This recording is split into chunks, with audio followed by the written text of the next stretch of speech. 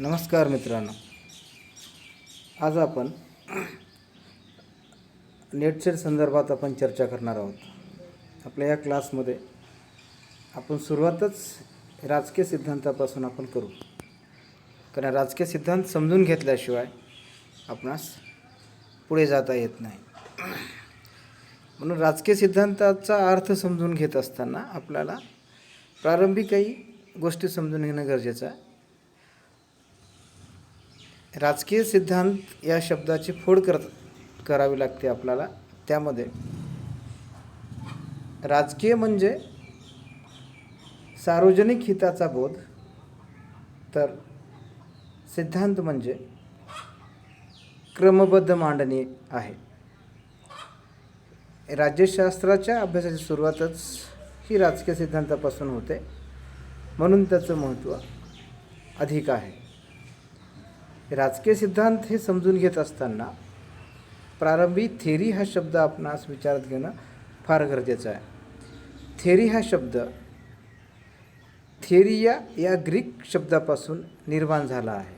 याचा अर्थ मनन करणे किंवा विचाराची स्थिती असा होतो.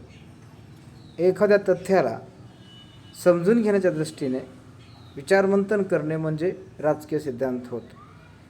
आता तथ्य म्हणजे काय? तथ्य म्हणजे एखादी सामाजिक घटना, जी सामाजिक शास्त्रांमध्ये आपण त्याला तथ्य म्हणतो. राज्य असेल, शासन असेल, समाज असेल, ही सामाजिक शास्त्राच्या अभ्यासामधली तथ्य आहेत. सिद्धांताअंतर्गत अस्तित्वाचे ज्ञान, सत्ता, मीमांसा आणि कार्यकारण भाव याचा अर्थ सांगितला जातो किंवा याची व्याख्या केली जाते. राजकीय सिद्धांत हे मूलतः धार्मिक, तत्त्वज्ञानात्मक, व्यावहारिक, तार्किक चिंतनाचा भाग असतात. म्हणून राजकीय सिद्धांत व्यापक आणि संकुचित या दोन्ही अर्थाने विचारात घेतले जातात. राजकीय सिद्धांत समजून घेण्यासाठी आपणास प्रारंभी त्याच्या काही थोडक्यात व्याख्या समजून घेणं हे आवश्यक आहे. सेबाइन नावाच्या एका अभ्यासकांनी राजकीय सिद्धांताचा अर्थ सांगण्याचा प्रयत्न केला आहे. तो आपण थोडक्यात समजून घेऊयात. व्यापकपणे राजकीय सिद्धांताचा संबंध राजकारणाशी व राजकारणाच्या प्रासंगिकतेशी आहे. तर संकुचित अर्थाने राजकीय सिद्धांत म्हणजे राजकीय समस्याची शिस्तबद्ध तपासणी करणे होय. अँड्र्यू हॉकर या अभ्यासकाच्या मते राजकीय सिद्धांत एका बाजूला योग्य राज्य आणि योग्य समाजाशी संबंधित नियमांचा निरपेक्ष शोध घेणे होय, तर दुसऱ्या बाजूला राजकीय आणि सामाजिक वास्तवासंबंधी निरपेक्ष ज्ञान देखील देतो. ब्लेहेन या अभ्यासकांनी राजकीय सिद्धांत राजकीय व्यवस्थेतील एक अमूर्त आदर्श, राजकीय सांख्यिकीचे एक क्रमबद्ध संकलन व विश्लेषणासाठी निरीक्षणाचा संकेत आहे. याशिवाय अनेक अभ्यासकांनी वेगवेगळ्या प्रकारच्या राजकीय सिद्धांताच्या परिभाषा दिलेल्या आहेत. थोडक्यात जर आपण समजून घेतला तर राजकीय सिद्धांत म्हणजे एखादी राजकीय समस्या का निर्माण झाली त्याचा शोध घेणे, त्याच्या मुळाशी जाणे, त्याचा कार्यकारण भाव शोधणे आणि भविष्यात एखादी राजकीय समस्या उद्भवली तर त्या दृष्टीने उपाययोजना देणे म्हणजे सिद्धांत होतो. राजकीय सिद्धांताच्या अर्थानंतर आपण राजकारणाचे सिद्धांतीकरण कसे होते हे आपण थोडक्यात पाहूयात. थेरी या शब्दाचा संबंध इतर दोन शब्दाशी आहे, जोडला जातो. एक थेरिया हा ग्रीक शब्द आपण पूर्वीच उल्लेख केलेला आहे. याचा अर्थ आपल्या अवतीभोवती ज्या घडणाऱ्या घटना आहेत त्या समजून घेण्याची क्रिया आणि प्रक्रिया होय. यास सिद्धांतीकरण थेरॉयझिंग म्हटले जाते. दुसरा शब्द थेरम किंवा थेरमा याचा अर्थ सैद्धांतिकरणातून निघणारा निष्कर्ष होय. यास थेरम असे म्हटले जाते. ही दोन्ही शब्द सिद्धांतीकरणाची प्रक्रिया म्हणजे ॲक्टिव्हिटी ऑफ थेरॉयझिंग आणि प्रक्रियेतून निघणारा निष्कर्ष म्हणजे आउटकम ऑफ द ॲक्टिव्हिटी असा फरक करणारे आहेत. सिद्धांतीकरणाचा संबंध एखादी घटना समजून घेण्याचा प्रयत्न करणे होय. एखादा विषय, एखादा परिणाम किंवा निष्कर्ष सिद्ध करणे, त्यास वैध ठरवणे नाही, तर केवळ शोध, निरीक्षण आणि पडताळणी करण्याची ती एक प्रक्रिया आहे. म्हणून समाजात आपल्या आजूबाजूला घडणाऱ्या घटनांच्या आधारावर सिद्धांतीकरणाला आरंभ होतो. सिद्धांतीकरण शोध प्रक्रियेच्या माध्यमातून समजून घेण्याचा प्रयत्न आहे. सिद्धांतकार तार्किक मीमांसा व व्यापक पद्धतीने समजून घेतो. हा सिद्धांतीकरणाच्या परिणामाचे फलित म्हणजे थेरम होय. याचा तात्पर्य एखादा विषय किंवा घटना समजून घेण्याचा मुक्तपणे व अविरतपणे प्रयत्न केला जातो. तर्कपूर्ण, व्यापक, टीकात्मक ज्ञान मिळवण्याची ती एक प्रक्रिया आहे. यातून विषयातील गुंतागुंत व रहस्याचा उलगडा होत नाही तोपर्यंत ही प्रक्रिया अविरतपणे चालू असते. जोपर्यंत सिद्धांतकाराकडे विचारात घेणारे प्रश्न संपत नाहीत तोपर्यंत ही प्रक्रिया चालते.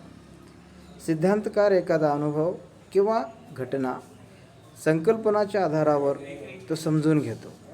म्हणजेच संबंधित संकल्पनाच्या सामूहिक आधारावर, उदाहरणार्थ विचारमंथन, उद्देश, निष्कर्ष, समाज, राज्य इत्यादी आधारावर सिद्धांतीकरण होत असते.